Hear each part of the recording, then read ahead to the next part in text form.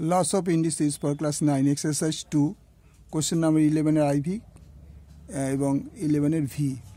11 IV কি বলছে cube root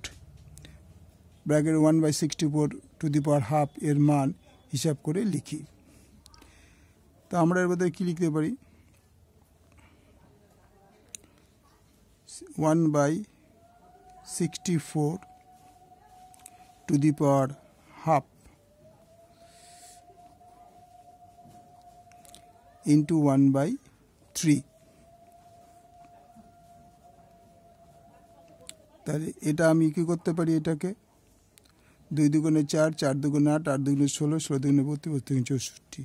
তাহলে 1/2 two the power 6 1/2 two the power half তাহলে এটাকে কি করতে পারি 2 two the power -6 into 1/2 to the power 1/3 হবে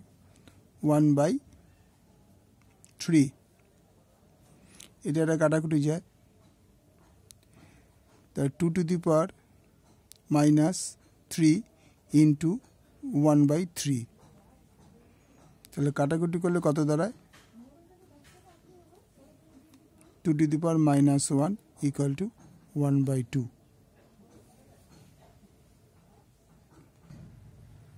11 এর 5 এর প্রশ্নটা হচ্ছে এটা অ্যানসার 1/2 আচ্ছা 3 টু দি পাওয়ার 3 তাহলে 3 to the power 3 equal to কত হবে আর 3 টু দি পাওয়ার 3 কত হবে তাহলে আমরা এইটুকু জানি এই দুটো গুণ করলে 3 to the power 9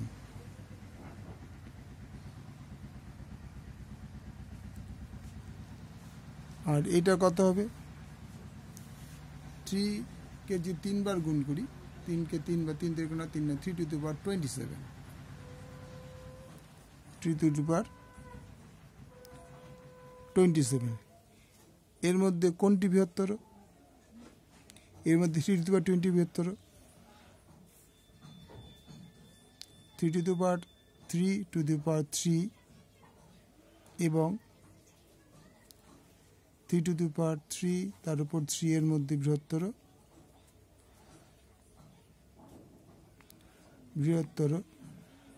3 to the power 3 to the power 3